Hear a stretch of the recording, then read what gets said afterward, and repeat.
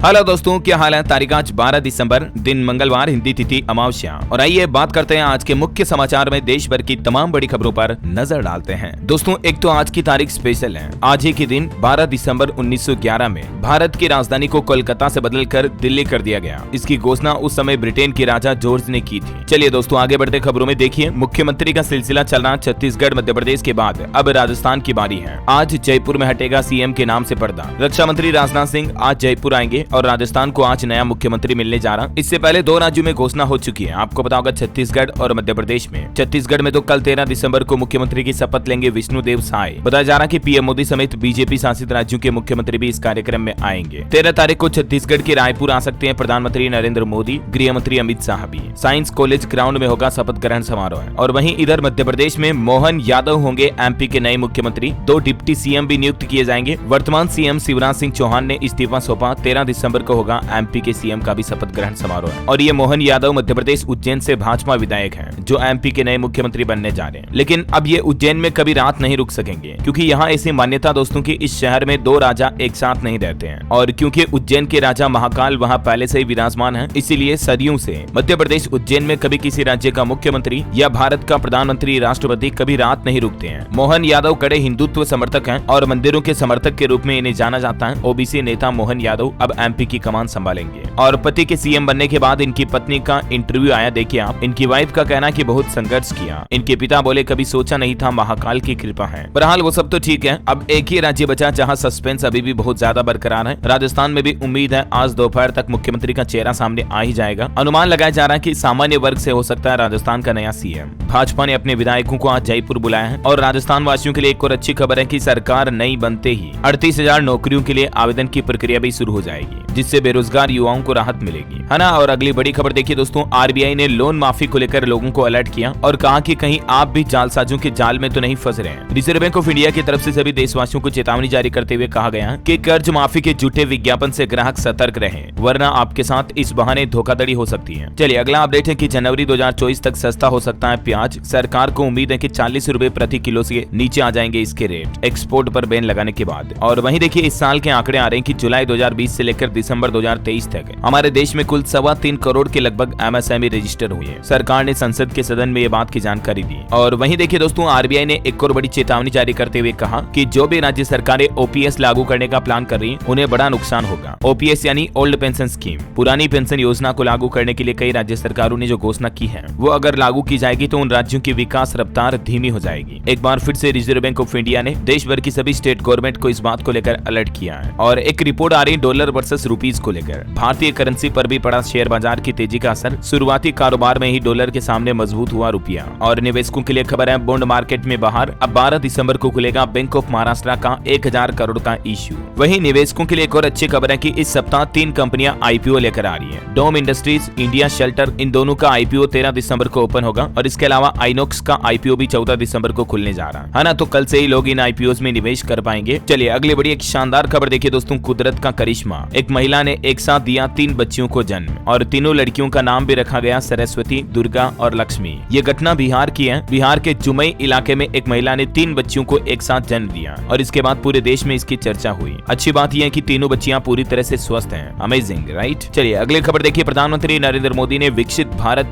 Youth workshop launch की। बोले कि क्वांटम जंप लेकर दूसरे विकसित बने, अब हमारा वक्त है। पीएम मोदी ने कल युवाओं को संबोधित किया और विकसित भारत 2047 पहल की शुरुआत की। वीडियो कॉन्फ्रेंसिंग के जरिए देश भर के राजभवनों में इस कार्यक्रम के संबोधन का लाइव प्रसारण किया गया। और इस दौरान प्रधानमंत्री ने क्या बड़ी घोषणाएं की, संबोधन की ये बड़ी बातें आप देख सकते हैं। पीएम ने कहा कि देश की कर्णधार बनेगी आने वाली पीढ़ी और इसलिए हम सबको मिलकर आगे बढ़ना होगा। 2047 तक भारत को विकसित बनाना है, ये प्रण लिया। चलिए अगली बड़ी खबर है दोस्तों, जम्मू कश्मीर आरक्षण पुनर्गठन संशोधन बिल राज्यसभा से भी पास हो चुका है। और गृह मंत्री अमित शाह ने विपक्ष को चेतावनी दी, कहा कि लौट आइए, नहीं तो जितने हो उतने भी नहीं बचोगे। और ऐसे में दोस्तों, राज्यसभा से पास होने के बाद जम्मू कश्मीर से जुड़े ये 2 अहम बिल अगर कानून बने तो नौकरी से लेकर चुनाव तक जम्मू के लोगों के लिए कई बड़े फायदे होंगे, कई बदलाव भी देखने को मिलेंगे। साथ ही पार्लियामेंट में ये भी प्लान चल रहा है, जम्मू कश्मीर और पंडुचेरी विधानसभा में महिलाओं के लिए 33% आरक्षण पर भी संसद में बिल पेश करने की तैयारी चल रही है। और कल ही आपको पता होगा, जम्मू कश्मीर के आर्टिकल 370 वाले मोदी सरकार के एक और फैसले पर सुप्रीम कोर्ट ने मुहर लगा दी। सुप्रीम कोर्ट ने कहा कि आर्टिकल 370 हटाना बिल्कुल सही है। पीएम मोदी के इस फैसले के खिलाफ लगी याचिकाओं पर सुनवाई करते हुए सुप्रीम कोर्ट ने ने सरकार के इस फैसले को बरकरार रखा और कहा कि आर्टिकल 370 अस्थायी था। साथ ही जम्मू कश्मीर राज्य में सितंबर 2024 तक चुनाव कराने का निर्देश भी दिया और आर्टिकल 370 पर सुप्रीम कोर्ट का फैसला आने के बाद पाकिस्तान बौखलाया, कहा कि न्याय सही नहीं हुआ। खबर है कि कश्मीर को लेकर पाकिस्तान बैठक भी बुलाएगा। पीएम मोदी ने सुप्रीम कोर्ट के निर्णय को भी ऐतिहासिक बताया और साथ ही जम्मू कश्मीर और लद्दाख के लोगों से वादा किया कि उनकी सरकार ये सुनिश्चित करेगी कि विकास का लाभ समाज के हर वर्ग तक पहुंचे। और देखिए, सुप्रीम कोर्ट के इस फैसले पर राजनीति भी शुरू हुई। पीएम ने तो इसको ऐतिहासिक बताया, लेकिन गुलाम नबी ने इसे दुर्भाग्यपूर्ण बताया। अमर अब्दुल्ला बोले कि संघर्ष आगे भी जारी रहेगा। इस फैसले से कुल मिलाकर कश्मीर के नेता निराश नजर आए। महबूबा मुफ्ती ने कहा कि ये देश के धैर्य की हार है। कुल मिलाकर के कश्मीर के नेता ये चाहते हैं कि उनका कश्मीर अलग थलग ही पड़ा रहे, जबकि ये भारत का सिरमौर मुकुट है। राइट। वैसे आपको बता दूं दोस्तों, सुप्रीम कोर्ट ने अब इस फैसले को ऐसे कानून के अंतर्गत ले लिया कि अनुच्छेद 370 को दोबारा आगे भी भविष्य में कोई सरकारें वापस नहीं लागू कर पाएगी। समझ रहे हो, क्योंकि 370(3) में ऐसा कोई प्रावधान ही नहीं है जिससे कि इसे फिर से अमल में लाया जा सके। चलिए अगली खबर देखिए। उत्तर प्रदेश वाराणसी कोर्ट ने ज्ञानव्यापी सर्वेक्षण रिपोर्ट पेश करने के लिए एएसआई को दिया एक सप्ताह का और समय। अब 18 दिसंबर को होगी अगली सुनवाई। और अगली बड़ी शानदार खबर देखिए, आम आदमी को महंगाई से राहत देने के लिए अब सरकार पेट्रोल डीजल को सस्ता करने की तैयारी कर रही है। वो कैसे, देखिए जरा प्लान क्या है। हालिया ताजा रिपोर्ट के मुताबिक दोस्तों, अभी पेट्रोलियम कंपनियों को भारी मुनाफा हो रहा है। पिछली तिमाही के आंकड़ों को देखें तो 3 पेट्रोलियम कंपनियों को 28,000 करोड़ रुपए का मुनाफा हुआ है। ऐसे में अब वित्त मंत्रालय और पेट्रोलियम मिनिस्ट्री ने आम लोगों को राहत पहुंचाने के लिए आपस में चर्चा भी शुरू कर दी है, क्योंकि इतने दिन तो पेट्रोलियम कंपनियां घाटे में चल रही थी, लेकिन अब प्रॉफिट होना शुरू हो गया। अब ओएमसी पेट्रोल पर 8 से 10 रुपए प्रति लीटर और डीजल पर 3 से 4 रुपए प्रति लीटर का प्रॉफिट कमा रही है ओएमसी यानी ऑयल मार्केटिंग कंपनियां। तो इसीलिए सरकार अब ये नया प्लान कर रही है कि कंपनियों का मार्जिन थोड़ा कम किया जाए और उनके मार्जिन में कटौती करके आम आदमी को पेट्रोल डीजल के रेटों में कुछ राहत दी जाए। अब देखते हैं पेट्रोलियम मंत्री द्वारा आगे और क्या फैसला आता है। इस पर जो भी अपडेट आएगा मैं आपको बता दूंगा इसी चैनल डीएलएस न्यूज के माध्यम से। आपको बताऊंगा जब भी कोई सरकार की तरफ से बड़ा फैसला लिया जाता है या जब भी कोई नया नियम लागू किया जाता है, मैं आपको डेली के डेली तुरंत अपडेट इस चैनल के माध्यम से समाचार के जरिए आप तक पहुंचाता रहता हूं। राइट। तो डीएलएस न्यूज चैनल से दोस्तों अगर आप अभी तक भी जुड़े नहीं हो ना, तो जुड़ जाइए। चैनल को सब्सक्राइब करके बेल आइकन दबा दीजिए और अगर आपका दिल करे, मन करे तो इस वीडियो पर एक लाइक भी कर दीजिएगा। बाकी मैं कोई जोर जबरदस्ती नहीं कर रहा हूँ, क्योंकि लाइक करने में मेहनत भी तो कितनी होगी। आपको अंगूठा ले जाना पड़ेगा बटन के पास, फिर टच करना पड़ेगा, तब जाकर लाइक का बटन दबेगा। तो कई लोगों से इतनी मेहनत होती नहीं है। बहरहाल चलिए आगे बढ़ते हैं खबरों में। देखिए आप, सरकार की तरफ से एक और बड़ा फैसला लिया गया। मार्च 2024 तक पीली मटर के आयात को इंपोर्ट मॉनिटरिंग सिस्टम के तहत रजिस्टर करना अनिवार्य होगा। अब इस फैसले का मकसद है येलो पीच की घरेलू उत्पादकता को बढ़ावा देना और इसलिए विदेश व्यापार महानिदेशालय की तरफ से 1 अप्रैल 2024 से प्रतिबंधित आयात नीति और संबंधित नीति शर्तें लागू होगी इस प्रोडक्ट पर भी। ठीक है, ज्यादा जानकारी आप देख सकते हैं इस बारे में। और एक फैसला लिया सरकार ने, देखिए आप, तेल रहित चावल की भूसी पर एक्सपोर्ट बैन अगले साल मार्च तक बढ़ा दिया है। इससे क्या कि पशु चारे की बढ़ती कीमतों पर लगाम लगेगा, पशुओं को आसानी से चारा उपलब्ध हो पाएगा और इसका इनडायरेक्टली असर दूध की कीमतों पर भी पड़ेगा, क्योंकि पशुओं का चारा सस्ता होगा तो किसान भाई लोगों से आने वाला दूध भी सस्ता पड़ेगा। तो एटलीस्ट आम आदमी को दूध की महंगाई से भी थोड़ी राहत मिलेगी। इसलिए सरकार ने तेल रहित चावल की भूसी पर निर्यात प्रतिबंध भी 31 मार्च 2024 तक बढ़ा दिया है। और अभी इससे पहले हाल ही में आपको बताऊंगा प्याज और चीनी वगैरह को सस्ता करने के लिए भी सरकार ने बड़े फैसले लिए थे। मैंने आपको डीएलएस न्यूज पर बताए थे, है ना। चलिए फिलहाल देखिए आप अगली बड़ी खबर। एक रिपोर्ट सामने आ रही है कि दुनिया के सबसे प्रदूषित शहर चीन से भी ज्यादा भारत में है। चाइना ने अब गाड़ियां, कोल प्लांट कम कर दिए हैं। वहाँ प्रदूषण बढ़ रहा था पहले, लेकिन अब हालात ये कि चाइना से ज्यादा प्रदूषण हमारे भारत में है। प्रदूषित शहर 75 से घटकर चाइना के 16 रह गए हैं, जबकि ये देखिए ग्लोबल रैंक में दुनिया के सबसे पोल्यूटेड शहर की लिस्ट में ज्यादातर शहर भारत के शामिल है ना। भारत के लिए बड़ी चिंता की बात है वाकई में ये, और इसके लिए सरकारों को चीन की ही तरह बेहतर कदम उठाने पड़ेंगे। चलिए अगला अपडेट आ रहा है। दिल्ली के आम आदमी पार्टी सांसद संजय सिंह की कस्टडी 21 दिसंबर तक बढ़ चुकी है। राउज एवेन्यू कोर्ट में जमानत पर सुनवाई आज होगी। चलिए दोस्तों अगली खबर है बैंकिंग न्यूज से अपडेट देखिए आप। बैंक ऑफ इंडिया और आईसीआईसीआई समेत हाल ही में कई सारे बैंकों ने ब्याज दरों में बदलाव किया है। ऐसे में अब आपको कहां पर एफडी में पैसा लगाने पर ज्यादा रिटर्न मिलेगा, तो ये देख सकते हैं अलग अलग बैंकों द्वारा हाल ही में रिवाइज्ड एफडी रेट्स भी हैं। अभी सबसे ज्यादा बैंक ऑफ इंडिया दे रहा है इंटरेस्ट 7.25% और येस बैंक भी इतना ही दे रहा है। फिर इससे कम आईसीआईसीआई, फिर इससे कम फेडरल बैंक, फिर एसबीआई और फिर पीएनबी। और इसके अलावा दोस्तों एमएसएससी एक स्कीम चलती है सरकार की तरफ से, महिला सम्मान सेविंग सर्टिफिकेट स्कीम। इसमें आपको कितना इंटरेस्ट मिल रहा है, कितने रुपए पर, तो इसकी भी डिटेल्स आप देख सकते हैं। ओके चलिए अगली बड़ी खबर देखिए। हिमाचल प्रदेश के मुख्यमंत्री सुखविंदर सिंह सुक्खू ने धर्मशाला में जश्न कार्यक्रम के दौरान कहा कि 2.5 लाख महिलाओं को 1500 रुपए पेंशन देंगे और किसानों से दूध की खरीद के रेट में भी 6 रुपए की बढ़ोतरी करने की घोषणा कर दी है। अब हिमाचल राज्य में नए साल 2024 से पूरे लाहौल स्पीति जिले में 18 साल से ऊपर की महिलाओं को 1500 रुपए हर महीने दिए जाएंगे। खुद हिमाचल के मुख्यमंत्री सुखविंदर सिंह सुक्खू ने ये ऐलान किया है और फिर यहाँ से इस योजना को चरणबद्ध तरीके से प्रदेश के सभी जिलों में लागू किया जाएगा। ये योजना ठीक वैसी ही है जैसे मध्य प्रदेश में जो लाडली बहना योजना चलती है ना, वैसे अब हिमाचल सरकार भी महिलाओं को हर महीने 1500 रुपए देने की घोषणा की है ना। और इसके अलावा भी दोस्तों सीएम सुक्खू ने 4 और बड़ी घोषणाएं की। 20,000 युवाओं को नौकरियां मिलेगी। साथ ही एक बड़ा अनाउंसमेंट किया गया, विधवा महिलाओं के बच्चों की पढ़ाई का खर्च भी अब हिमाचल सरकार उठाएगी। और 1 जनवरी 2024 से 37 रुपए प्रति लीटर के हिसाब से दूध खरीदा जाएगा किसानों का। जो अभी दूध उत्पादकों से सरकार 31 रुपए प्रति लीटर ही खरीदती है, तो जनवरी से 6 रुपए प्रति लीटर एक्स्ट्रा मिलेंगे किसानों को। 37 रुपए प्रति लीटर के हिसाब से सरकार खरीदेगी, ठीक है। और 31 मार्च से पहले 20,000 से ज्यादा युवाओं को नौकरी मिलेगी। तो ये कुछ बड़े अनाउंसमेंट किए हिमाचल सरकार के 1 साल पूरे होने के मौके पर। ओके, और अगला अपडेट देखिए, छत्तीसगढ़ में भी सरकार ने बड़ी घोषणा कर दी है। 13.5 लाख किसानों को होगा 5,000 करोड़ का भुगतान। 300 रुपए प्रति क्विंटल मिलेगा धान बोनस। छत्तीसगढ़ सीएम साय बोले कि जनता के सपने पूरे करेंगे। जी हाँ, छत्तीसगढ़ में मुख्यमंत्री की शपथ तो वैसे कल होगी, लेकिन शपथ लेने से पहले ही नए सीएम विष्णुदेव साय की तरफ से ये बड़ी घोषणा की गई है। वैसे छत्तीसगढ़ में भाजपा ने 13 नई गारंटी दी थी अपने चुनावी घोषणा पत्र में। ये गारंटियों की लिस्ट भी आप देख सकते हैं। युवाओं के लिए 1 लाख भर्तियां करने का वादा किया था। महिलाओं को 500 रुपए में गैस सिलेंडर का वादा। 4 धाम की तरह जोड़ेंगे छत्तीसगढ़ के 5 शक्तिपीठ को। किसानों से भी वादे किए थे, हर आदिवासी को 2-2 बकरी दी जाएगी। इलेक्शन मैनिफेस्टो के दौरान किए गए वादों को देखते हैं, भाजपा कितना पूरा कर पाती है या नहीं, ये तो वक्त ही बताएगा। फिलहाल देखिए आप अगली खबर। उत्तर प्रदेश में अगले 2 सालों में 9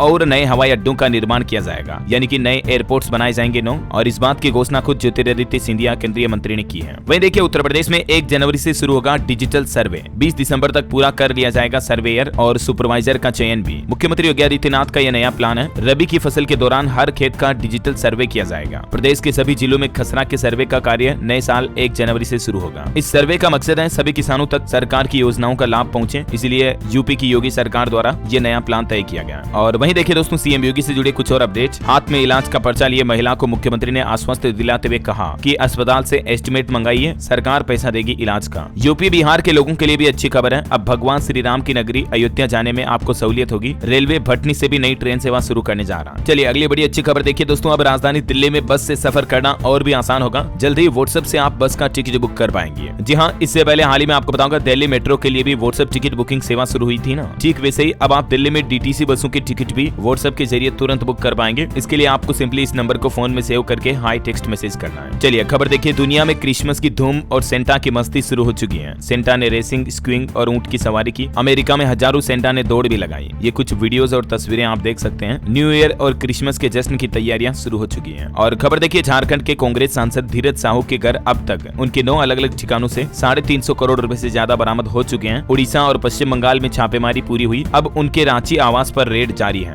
जहां पैसे अभी भी निकलते जा रहे हैं, जिनकी गिनती अभी भी जारी है। और कांग्रेस के खिलाफ बीजेपी के लोगों ने विरोध करके नारेबाजी भी की। देख सकते हैं आप ये कुछ तस्वीरें जेपी नड्डा वगैरह की। चलिए अगली बड़ी खबर है, टिकट की कालाबाजारी पर रोक लगाने के लिए रेलवे ने बड़ा एक्शन लिया है। 128 व्यक्तियों को गिरफ्तार किया और उनसे 64 लाख रुपए की ट्रेन के टिकट भी बरामद किए। और एक अच्छी खबर आ रही कि साल 2023 में 160% रिटर्न देने वाली सरकारी कंपनी को मिला 543 करोड़ का ऑर्डर। और इसीलिए आज मंगलवार को आप इसके स्टॉक पर भी नजर बनाकर रख सकते हैं। RVNL कंपनी को ये ऑर्डर मिला है। चलिए अगली खबर देखिए दोस्तों, कांग्रेस ने एक शानदार बात कही है सरकार से कि हमारे देश में सार्वजनिक स्थानों पर स्तनपान कराने की जगह नहीं है, यानी कि महिलाओं के लिए, माताओं बहनों के लिए अपने बच्चे को दूध पिलाने की जगह सार्वजनिक स्थानों पर नहीं है। इसलिए कांग्रेस सांसद ने सरकार से इस तरह का विधेयक पेश करने का आग्रह भी किया है। ये केरल के सांसद ने सरकार से नई पहल की है और वाकई में अच्छी पहल है। लोकसभा में सरकार को इस तरह का बिल लाना चाहिए। और जैसे railway station, bus stand, airport, इन जगहों पर सरकार को माताओं को अपने शिशुओं के लिए दूध पिलाने की जगह बनानी चाहिए, राइट। चलिए अगली बड़ी खबर है, उत्तराखंड के मुख्यमंत्री पुष्कर सिंह धामी की बड़ी घोषणा देखिए। राज्य में 9400 PRD जवानों को मिलेगी 2 मुफ्त वर्दी। साथ ही उनके मानदेय और भत्ता को भी बढ़ा दिया गया। ब्लॉक कमांडर का मानदेय 600 रुपए से बढ़ाकर 1000 रुपए कर दिया। हल्का सरदार के मानदेय को 300 से बढ़ाकर 500 रुपए करने की घोषणा की है। और इतना ही नहीं, आपदा ड्यूटी पर तैनात जवानों को हर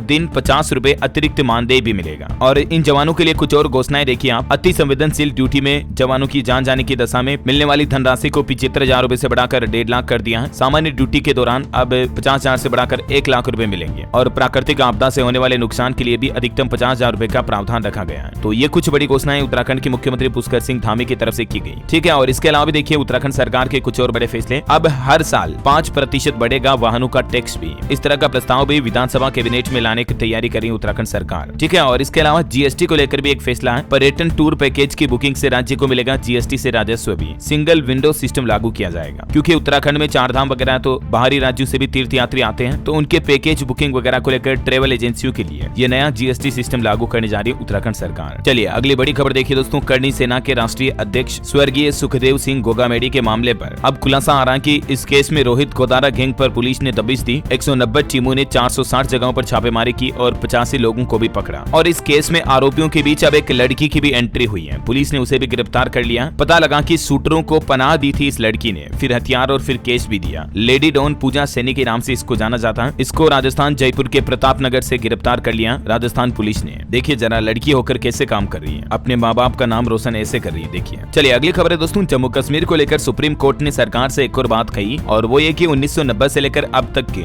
जो जम्मू में मानवाधिकार के उल्लंघन हुए उनकी भी जांच करनी होगी। 370 पर फैसला सुनाते दौरान सुप्रीम कोर्ट ने सरकार को यह आदेश दिया। ओके, और खबर है अब फेस ऑथेंटिकेशन से करें पीएम किसान विकास योजना की ई-केवाईसी। सरकार के इस मोबाइल ऐप की मदद से अब आप घर बैठे ही पीएम किसान सम्मान निधि योजना के लिए ई-केवाईसी कर सकते हैं, ठीक है ना। और खबर है राज्यसभा में अब शुक्रवार को नहीं होगा 30 मिनट का ब्रेक। धनखड़ से बोले डीएम के सांसद की ये समय नमाज के लिए था, लेकिन फिलहाल राज्यसभा के सभापति जगदीप धनखड़ ने शुक्रवार को राज्यसभा के आधे घंटे के लंच ब्रेक को खत्म कर दिया है। अब समय सभी के लिए समान लागू होगा। चलिए अगली खबर है दोस्तों, बिहार में लैंड कन्वर्जन पोर्टल शुरू हो चुका है। ऑनलाइन आवेदन करके कृषि भूमि को अब लोग बाग कमर्शियल कर पाएंगे। जहां बिहार की नीतीश सरकार ने बहुत ही शानदार पहल शुरू की है। लैंड कन्वर्जन नाम से आप समझ पा रहे होंगे, मतलब आपको अपनी जमीन का कन्वर्जन कराना है, भूमि को परिवर्तन करना है उपयोग को। तो इसके लिए नीतीश सरकार ने landconversion.bihar.gov.in ये पोर्टल शुरू कर दिया। ये देख सकते हैं आप पोर्टल भी। इसके होम पेज पर सबसे पहले आपको ये मोबाइल नंबर रजिस्ट्रेशन का ऑप्शन भी मिल जाएगा, ठीक है। तो कुल मिलाकर सरकार के इस फैसले से मान लीजिए कोई लोग हैं, कोई किसान है जो अपनी खेती की जमीन पर उद्योग शुरू करना चाहते हैं या कोई प्लांट लगाना चाहते हैं, बिजनेस करना चाहते हैं, तो अब ऑनलाइन ही उनको परमिशन मिल जाएगी बिहार सरकार से इस वेबसाइट पर आवेदन करने के बाद, ठीक है ना। अच्छा, बिहार वासियों के लिए एक और अच्छी खबर है, अब हेलीकॉप्टर में बैठकर आप बिहार का भ्रमण कर सकेंगे। बिहार के गया एयरपोर्ट से पर्यटन सुविधाओं की शुरुआत हुई है हेलीकॉप्टर के जरिए। ओके, और अगला अपडेट देखिए, पंजाब की भगवंत मान सरकार ने बेटियों के लिए बड़ा ऐलान किया है। इससे लड़कियों के सपनों को उड़ान मिलेगी। दरअसल अब सशस्त्र बलों में शामिल होने की चाह रखने वाली लड़कियों के लिए पंजाब सरकार ने कपूरथला विशेष तौर लड़कियों के लिए centre for training and employment of Punjab youth C PYTE camp खोलने का निर्णय लिया। इससे पंजाब की लड़कियों को राहत मिलेगी। और वहीं खबर देखिए आप, पंजाब में जनवरी में हो सकते हैं पंचायत इलेक्शन भी। 7 जनवरी तक फाइनल वोटर लिस्ट बनाने के आदेश जारी हुए। पहले पंचायतें भंग करने पर विवाद भी हो चुका है। और अभी खबर आ रही कि पंजाब सरकार जनवरी 2024 में ग्राम पंचायत के चुनाव करवा सकती है। और पंजाब में किसानों ने 2 बड़े प्रदर्शन का भी ऐलान कर दिया। 2 जनवरी को पंजाब के अमृतसर पर और 6 तारीख को मतलब 6 जनवरी 2024 को पंजाब के बठिंडा में किसान भाई लोग इकट्ठा होंगे और एमएसपी पर सरकार को घेरेंगे। उत्तर प्रदेश में भी किसानों ने एक बार फिर से नारेबाजी करते हुए देखिए भारतीय किसान यूनियन ने चेतावनी दी और किसान नेता बोले कि केंद्र सरकार वायदा खिलाफी कर रही है। आंदोलन के बाद से किसानों की मांगे नहीं मानी गई। चलिए दोस्तों अगली खबर है, सोशल मीडिया कंपनियों को आदेश के बाद सरकार ने ब्लॉक कराई 36,000 लिंक्स। ट्विटर पर मौजूद ऐसे लिंक जो यूजर तक गलत इन्फॉर्मेशन पहुंचाते हैं उनको हटवा दिया गया। और वहीं किसान भाई लोगों के लिए भी एक और बड़ी अच्छी खबर है, देखिए घंटों का काम मिनटों में करेगा ये ड्रोन। सरकार ने शुरू की ये योजना। दरअसल आपको पता होगा सरकार पिछले कुछ दिनों से पायलट प्रोजेक्ट के तहत रबी की फसलों में ड्रोन के जरिए कीटनाशक दवा छिड़काव करने के लिए जोर दे रही है ना। तो अब कृषि विभाग ने ड्रोन देना भी शुरू कर दिया। अब कृषि विभाग के डीबीटी पोर्टल पर जो निबंधित किसान भाई लोग हैं वो इस योजना का लाभ ले सकते हैं। इसमें सरकार प्रति एकड़ किसानों को 250 रुपए का अनुदान भी देगी। 10 हेक्टेयर तक की फसल के लिए ये सुविधा मिलेगी, ठीक है। और यूपी के जो किसान भाई लोग हैं उनके लिए भी एक अच्छी खबर है दोस्तों, सस्ते में एग्री मशीनें खरीदने का मौका है। यानी कि अगर आप खेती की मशीनें जैसे ट्रैक्टर, टीलर वगैरह कुछ भी सस्ते में खरीदना चाहते हैं ना, तो अभी 14 तारीख तक आवेदन कर लें। योगी सरकार की तरफ से कृषि उपकरणों पर सब्सिडी दी जा रही है। थ्रेसिंग, फ्लोर, स्मॉल गोदाम वगैरह सभी पर अनुदान दे रही है उत्तर प्रदेश की मुख्यमंत्री योगी आदित्यनाथ सरकार। तो 14 दिसंबर तक आवेदन का मौका है, ठीक है ना। और भी ज्यादा जानकारी देख सकते हैं आप इस बारे में। टोटल दोस्तों चाहे कितना ही महंगा उपकरण हो, 50 लाख रुपए तक का अनुदान भी आपको मिल पाएगा। तो अभी भी मौका है कि इस पोर्टल पर आपको आवेदन करना, तो agriculture.up.gov.in इस पोर्टल पर जाकर के आप ऑनलाइन आवेदन कर सकते हैं। ओके, और अगला अपडेट देखिए, गंगा एक्सप्रेसवे किनारे 101 हेक्टेयर भूमि अधिग्रहण करेगी यूपी सरकार। सर्कल रेट का 4 गुना मुआवजा भी देगी किसानों को। चलिए दोस्तों अगली एक महत्वपूर्ण खबर आ रही है कि विकसित भारत बनने में अंतरिक्ष सेक्टर भी महत्वपूर्ण भूमिका निभाएगा। शहरों की योजना बनाने को लेकर भी बड़ा काम किया जाएगा। भारत सरकार ने 2047 तक देश को विकसित करने का जो लक्ष्य रखा है ना, इसमें अंतरिक्ष से जुड़े उद्योगों को भी अब बढ़ावा दिया जाएगा, ठीक है। और युवाओं को भी प्रधानमंत्री नरेंद्र मोदी ने एक बार फिर से मुद्रा योजना के बारे में अवगत कराया। बताया कि केंद्र सरकार की इस योजना में अगर आप अपना खुद का कोई व्यापार, काम धंधा, बिजनेस करना चाहते हैं तो 10 लाख रुपए तक का लोन दिया जाता है। पीएम मुद्रा स्कीम के तहत आप किसी भी सरकारी या प्राइवेट बैंक में इस लोन के लिए आवेदन कर सकते हैं। कौन कौन इसके लिए आवेदन कर सकता है, तो कुछ ज्यादा डिटेल भी आप देख सकते हैं इसके बारे में। पीएम मोदी ने युवाओं को एक बार फिर से इस योजना से रूबरू किया। चलिए अगली खबर है, बिहार में देखिए आप, पिछले 2 साल से नहीं मिली शिक्षक प्रशिक्षण योजना की राशि। प्रोजेक्ट अप्रूवल बोर्ड की स्वीकृति के बाद भी पेमेंट नहीं हो पाया, ये रिपोर्ट सामने आ रही है। और इसी बीच एक अच्छी खबर है कि नवनियुक्त शिक्षकों को 3 कैटेगरी के आवास भी देगी नीतीश सरकार। बीपीएससी शिक्षकों को 3 कमरे का आवास यानी कि क्वार्टर आवंटित की जाएगी। नियोजित टीचर्स के लिए भी ये सुविधा की घोषणा की, लेकिन एक शर्त भी रखी है, और वो ये कि राज्यकर्मी का दर्जा मिलने के बाद नियोजित शिक्षकों को भी ये सुविधा दी जाएगी। इसके लिए शिक्षकों के वेतन मद से आवास की राशि सीधे मकान मालिक के खाते में दे दी जाएगी, और वहीं जो शिक्षक मकान लेंगे उन्हें आवास का भत्ता नहीं मिलेगा। बिहार में बैंक कर्मियों के लिए भी अच्छी खबर आ रही है कि 15,000 तक बढ़ने वाली है सैलरी। उनके वेतन में 17% तक की बढ़ोतरी होगी। बैंक अधिकारी व कर्मचारियों का 12वां वेतन समझौता कंप्लीट हो गया, और ये समझौता जल्दी अगले 3-4 महीनों में लागू कर दिया जाएगा। और बिहार के दरभंगा में एम्स हॉस्पिटल बनने का रास्ता भी साफ हो चुका है। बिहार सरकार ने केंद्र सरकार की सभी शर्तों को मंजूर किया, इसका प्रस्ताव भी दिल्ली भेजा है। ओके, और अगला अपडेट देखिए, राजस्थान में स्वास्थ्य कल्याण केंद्रों के नाम व ब्रांडिंग में बदलाव किया जाएगा। आरोग्य मंदिर के नाम से जाना जाएगा अब इस स्वास्थ्य भवन को। आरोग्यम परमम धनम ये स्लोगन भी लिखा जाएगा। और वहीं राजस्थान में गार्गी पुरस्कार के लिए ऑनलाइन आवेदन भी शुरू हो चुके हैं। बालिका शिक्षा फाउंडेशन की ओर से 29 जनवरी को कार्यक्रम होंगे, और ये पहली बार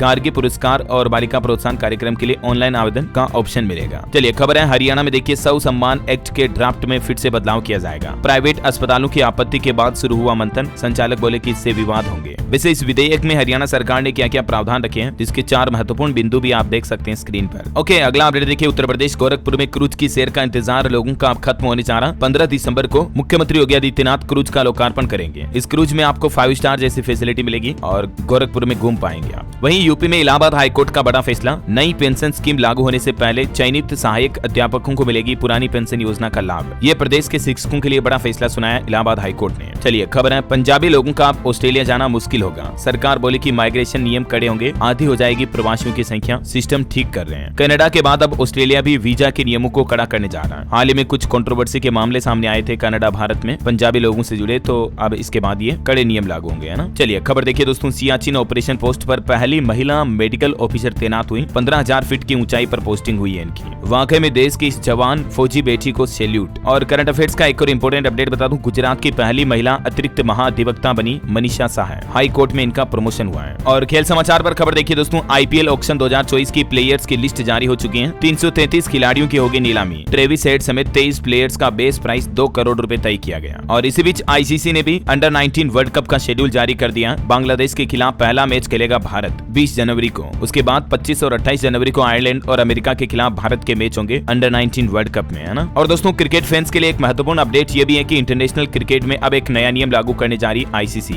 यानी इंटरनेशनल क्रिकेट काउंसिल की तरफ से ये बड़ा ऐलान किया गया। इंग्लैंड वेस्ट इंडीज सीरीज में भी स्टॉप क्लॉक सिस्टम लागू होगा, जिससे 1 मिनट में तगड़ा नुकसान हो जाएगा। गेंदबाजों की टेंशन बढ़ने वाली है, क्योंकि रन्स वगैरह की पेनल्टी लगाई जाएगी इस स्टॉप क्लॉक नियम के तहत। इस नियम के मुताबिक गेंदबाजी करने वाली टीम को अगले ओवर की पहली गेंद 60 सेकंड के अंदर अंदर फेंकनी होगी, यानी एक ओवर से दूसरे ओवर के बीच सिर्फ 1 मिनट का ही मौका मिलेगा। इससे ज्यादा समय लिया तो रन की पेनल्टी लगेगी, जिसके बारे में डिटेल्स वगैरह भी आप देख सकते हैं। चलिए अगली खबर है, प्रदर्शन पर लगी रोक, देश के खिलाफ गतिविधि तो 20,000 का जुर्माना लगेगा। जेएनयू ने छात्रों के लिए लागू किया नया नियम। एजुकेशन पर एक और अच्छी खबर है, बिहार बोर्ड ने 10वीं 12वीं के मॉडल पेपर जारी कर दिए हैं। ऑब्जेक्टिव टाइप होगा 50% क्वेश्चन पेपर, हर सवाल के लिए आपको ऑप्शन चॉइस मिलेगी। ठीक है, इस बार बिहार बोर्ड ने ये 10वीं में नया एग्जाम पैटर्न जारी किया है। इंग्लिश का पेपर ऐसा होगा और 12वीं बोर्ड का हिंदी का पेपर ऐसा होगा। अच्छा, यूपीएससी सिविल सेवा मुख्य परीक्षा के लिए विस्तृत आवेदन पत्र सेकंड जारी हो चुके हैं, 15 दिसंबर तक जमा कर पाएंगे। चलिए खबर है, स्पाइस जेट कंपनी के शेयर जल्द ही एनएससी पर होंगे लिस्ट। 11% से ज्यादा चढ़कर ट्रेड कर रहा एयरलाइन का स्टॉक। बॉलीवुड से खबर देखिए, 10वें दिन फिल्म एनिमल ने 700 करोड़ के पार कलेक्शन किया और 2023 की इंडिया में सबसे ज्यादा सर्च होने वाली फिल्म जवान बनी। वहीं ग्रेटर नोएडा एक्सप्रेसवे पर सफर करते समय ध्यान रखिएगा, नई स्पीड लिमिट जारी हो चुकी है। अभी सर्दियों में कोहरे के चलते ये लिमिट 15 दिसंबर से 15 फरवरी तक लागू रहेगी, जो कि भारी वाहनों के लिए 50 किलोमीटर प्रति घंटा और हल्के वाहनों के लिए 75 किलोमीटर प्रति घंटा की रफ्तार अधिकतम होगी। ओके, और दोस्तों अंत में आज के राशिफल पर नजर डाल लेते हैं। देखिए, कन्या राशि वाले लोगों को अचानक रुका हुआ पैसा मिल सकता है। वृश्चिक राशि के लोगों को नौकरी में प्रमोशन के योग दिख रहे हैं। अन्य राशियों के लोगों की जिम्मेदारियां बढ़ेगी। मकर राशि के लोगों को नए मौके भी मिलेंगे, है ना। और दोस्तों आप मुझे कमेंट करके बताइए कि हाल ही में किस देश ने सुपरसोनिक क्रूज मिसाइल ब्रह्मोस का सफलतापूर्वक परीक्षण किया। 4 ऑप्शन देता हूँ, नेपाल, भारत, पाकिस्तान या Bangladesh. ABCD which is right option, let me know in the comment box. सही जवाब देने वाले लोगों को रैंडमली सेलेक्ट होने पर DLS न्यूज टीम की तरफ से एक शानदार सरप्राइज गिफ्ट जीतने का मौका मिलेगा। और इसी के साथ ही अगर आपको वीडियो अच्छा लगा तो इसे लाइक करना, शेयर भी करना। DLS न्यूज चैनल को सब्सक्राइब करके बेल आइकन जरूर दबा देना, रोजाना ऐसी इन्फॉर्मेटिव जानकारियां देखते रहने के लिए। जय हिंद, जय भारत, वंदे मातरम।